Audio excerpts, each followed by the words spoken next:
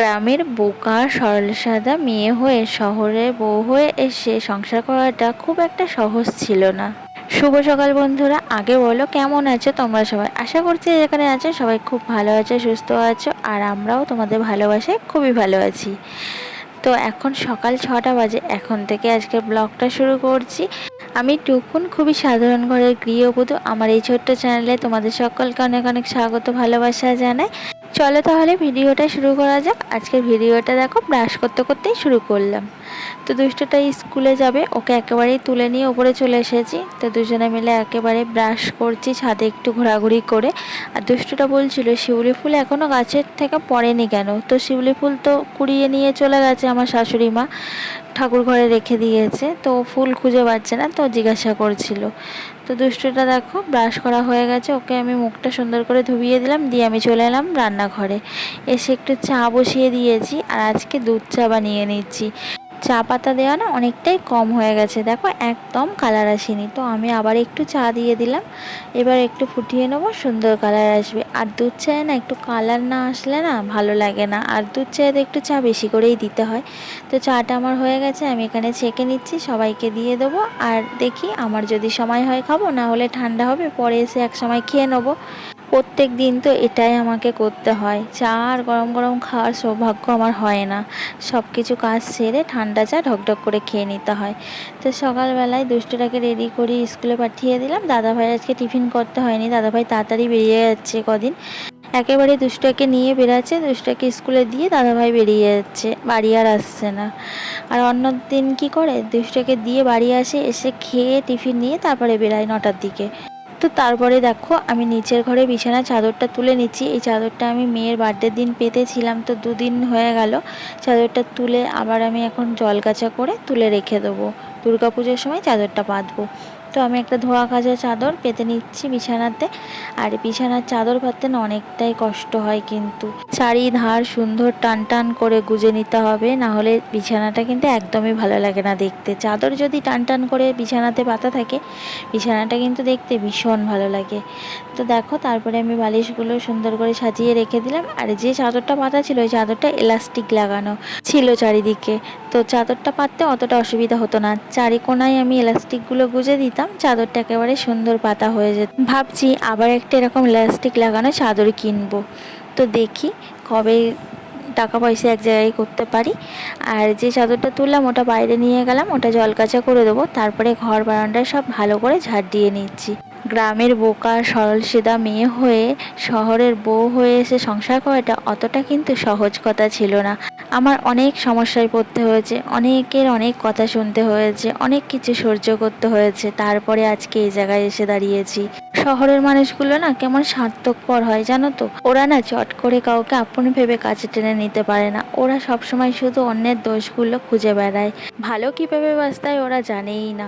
আর কি বলতো, সত্যি কথা বলতে গ্রামের মানুষ এর থেকে অনেক ভালো। গ্রামের মানুষের কাছে হয়তো অট্টালিকা নেই কিংবা অত টাকা পয়সা নেই, তবে কিছু থাক বা না থাক গ্রামের মানুষের কাছে কিন্তু ওদের একটা ভালো মন আছে, ভালোবাসা দিতে জানে। তো একটা ফেস প্যাক বানিয়েছিলাম, পুজো তো চলে আসছে, মাত্র গোনা হাতে কয়েকটা দিন আছে। তো পার্লারে গিয়ে তো আর ফেসিয়াল করা সম্ভব না, আমাদের মধ্যবিত্ত পরিবারে সব সময় সম্ভব হয় না পার্লারে গিয়ে ফেসিয়াল করে আসা। তার জন্য বাড়িতেই ওই আমি ঘরোয়া জিনিস দিয়ে ফেস প্যাক বানাই, সেটাই ইউজ করি, প্রত্যেক বছরই করি। তো এবারও বানিয়ে নিয়েছি, মাখার আর সময় হচ্ছিল না, তো আজকে একটু সময় বার করে ফেস প্যাকটা মুখে ইউজ করে নিলাম। তারপরে দেখো অনেক জামা কাপড় ছিল, সেগুলো কাচা ধোয়া করে নিলাম, নিয়ে এই যে ছাদে মেলে দিচ্ছি। আর আজকে না ঠিকঠাক রৌদ্র ওঠেনি, আকাশটা দেখো কেমন মেঘলা করে আছে। জানি না মহালয়ার আগে হয়তো মনে হয় বৃষ্টি হতে পারে, কারণ শুনছি তো দোলায় আসছে মা, তো দোলায় আসলে তো একটু বৃষ্টি হবেই, ঝড় বৃষ্টি তো হবেই। তারপরে চলে এলাম নিচের ঘরে, অনেক জামা কাপড় জমে আছে গো। 3-4 দিন না জামা কাপড় ভাঁজ করতে পারিনি, মেয়ের বার্থডে ছিল, তো সেই সব কাজকর্মের জন্য না আর জামা কাপড়গুলো না ভাঁজ করার সময় পাইনি। আজকে জামা কাপড়গুলো সব নিয়ে বসেছি, সব জামা কাপড়গুলো ভাঁজ করব, জায়গাতে তুলে রাখবো, তারপর অন্য কাজ করব। তো দেখো কত জামা কাপড়, দুষ্টটার জামা কাপড় তো অনেকগুলোই আছে, কিচ্ছু খুঁজে পাচ্ছি না ওকে পরানোর সময়, সব জামা কাপড়ের মধ্যে ঢুকে আছে। আর ভাঁজ করে রাখলে আমি সব কিছু হাতের কাছে গুছিয়ে রেখে দিই, যখনই যেটা দরকার তখনই সেটা পেয়ে যায়। তো তো আমার যখন নতুন বিয়ে হয়েছিল শ্বশুরবাড়িতে এসে অনেক সমস্যায় পড়তে হয়েছে। আমি রান্না বান্না কিছুই পারতাম না। অনেক ছোট বয়সে আমার বিয়ে হয়েছিল, 15 বছর বয়সে বিয়ে হয়েছিল। তখন কি আর শিখতে পেরেছি বলো? রান্না বান্না কিছুই শিখতে পারিনি, পড়াশুনো করতাম। তো রান্নাবান্না পারতাম না বলে শাশুড়ির কাছে অনেক মুখ শুনেছি, অনেক কথা শুনেছি, কিন্তু কোনো দিন বলেনি যে আসো তোমাকে রান্নাগুলো শিখিয়ে দিই কীভাবে রান্নাবান্না করতে হয়। ভালোবেসে কিন্তু কোনো দিন আমাকে কাছে টেনে শেখায়নি, উপরন্তু অনেক মুখ করেছে, অনেক কথা শুনিয়েছে। কাউকে কিছু বলতে পারতাম না, শুধু ঘরে বসে বসে না কাঁদতাম। কি করব বলো? অনেক ছোট ছিলাম, তো কথা বলার মতো কেউই ছিল না শ্বশুরবাড়িতে। তার জন্য না খুবই কষ্ট হতো। তো শ্বশুর বাড়িতে এসে সংসার করা কিন্তু মুখের কথা না, অনেক কিছু সহ্য করতে হয় সংসার করতে গেলে। অনেকে সহ্য করতে পারে থেকে যায়, আর অনেকে সহ্য করতে পারে না, বেরিয়ে যায়। আর তখন আমি মানুষও চিনতাম না যে মানুষ কেমন ধরনের হয়। আমরা গ্রামে থাকতাম, গ্রামে কিন্তু এরকম মানুষ নেই। গ্রামে সবাই সবার কাছের মানুষ, সবাই সবাইকে ভালোবাসে। একটা কিছু হলে সবাই ছুটে আসে, আগে সবাই সবার পাশে দাঁড়াবে। আর এখানে কেউ কারোর পাশে দাঁড়ায় না। এখানে যে যার ঘরের ভিতরে। তোমাকে যদি কেউ মেরেও ফেলে তো কেউ একবারের জন্য উকি মারতে আসবে না, জানো। তুমি যদি এখানে মানুষদের চট করে বিশ্বাস করো তাহলে তুমি খুব বড় ভুল করবে, ভীষণ ঠকে যাবে, যেটা আমি প্রতিনিয়ত হয়েছি। আমি এখানে মানুষদেরকে নিজের ভেবে কাছের ভেবে বিশ্বাস করেছি, আর সব সময় ঠকেছি, জানো তো। তবে গ্রামের মানুষগুলো কিন্তু এরকমভাবে ঠকায় না, তারা সত্যি খুব ভালো মনের মানুষ হয়। এখানে কারোর সাথে কারোর কথা বলা যাবে না, কারোর বাড়ি যাওয়া যাবে না। তো এভাবে কি বেঁচে থাকা যায় বলো? এর চাইতে না গ্রাম অনেক ভালো। গ্রামে এর বাড়ি যাও ওর বাড়ি যাও, কোনো কেউ কিছু বলার নেই।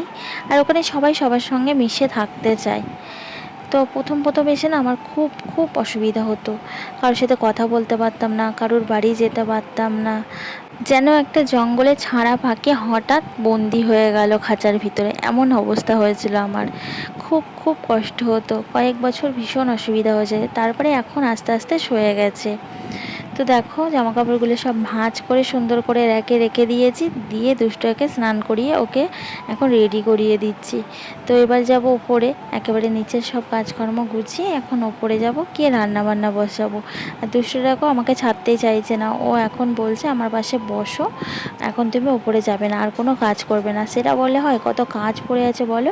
তো চলে এলাম ঠাকুর ঘরে, ঠাকুর ঘরে এসে ঘর পুছে নিচ্ছি। এবার ঠাকুর পুজোটা সেরে নেবো। তো ঠাকুরের থালা বাসনগুলো ধুয়ে নিয়ে আসতে হবে, কলপাড়ে রাখা আছে। তো চলে এলাম ঠাকুরের থালা বাসনগুলো ধুতে। আর এই কলটা না আমাদের ঠাকুরের কল, এই কলে শুধু ঠাকুরের থালা বাসনই ধোয়া হয়। আজকে দুষ্টকে স্কুল থেকে আনতে গিয়ে অনেকটাই সময় ওখানে চলে গেছে। আজকে ওর বন্ধুর মারা সব বললো একটু দাঁড়াও, পুজো আসছে, ছুটি পড়ে যাবে, তো আর তো দেখা হবে না, কথা হবে না। আর এক দুদিন হয়তো স্কুল হবে, তো অত বাড়ি যাওয়ার তাড়া কিসের, একটু দাঁড়াও, দুটো কথা বলি তারপরে যেও। তো তার জন্য না দেরি হয়ে গেল গল্প করতে গিয়ে। আর কি করব বলো, বাড়িতে তো সারাদিন এই কাজ আর কাজ, এক ফোঁটাও তো সময় পাই না কারোর সাথে দুটো কথা বলার। তো তো যখন ওর বন্ধুর মাদের সাথে কথা বলি তখন খুব ভালো লাগে, মনে হয় দাঁড়াই আর একটু কথা বলে যাই। এক সময় তো সব সময় বকবক করতাম, এর ওর বাড়ি গিয়ে গল্প করতাম। এখন তো আর সেটা হয়ই না, একদম পুরো চুপচাপ হয়ে গেছি, একটা কথা বলার জন্য কেউই নেই বাড়িতে। সব সময় বোবার মতো ঘরের কাজগুলো করে যেতে হয়, আর দুষ্টুটার সাথে একটু খুনসুটি করি, খেলাধুলো ওর সাথে করতে হয়, না হলে আবার ও কান্নাকাটি শুরু করে দেয়।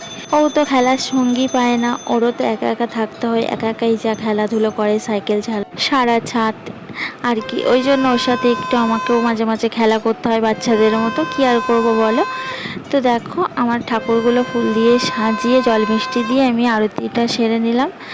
তো এবার পুজোটা আমার পুরো কমপ্লিট হয়ে গেছে। আর আজকে রান্না করেছিলাম খিচুড়ি, গরম গরম খিচুড়ি বেড়ে নিচ্ছি। তো এবার খাওয়া দাওয়াটা সেরে নেবো। চলো আজকের মতো ভিডিওটা না এখানেই শেষ করছি। ভালো লাগলে লাইক করে দিও, আর কমেন্টস করে জানিও কেমন লাগলো আমার আজকের ভিডিওটা। যদি ভালো লেগে থাকে চ্যানেলটা সাবস্ক্রাইব করতে একদম ভুলবে না কিন্তু। আর সবাই সুস্থ থাকবে, ভালো থাকবে। চলো আবার দেখা হচ্ছে নেক্সট নতুন একটা ব্লগে।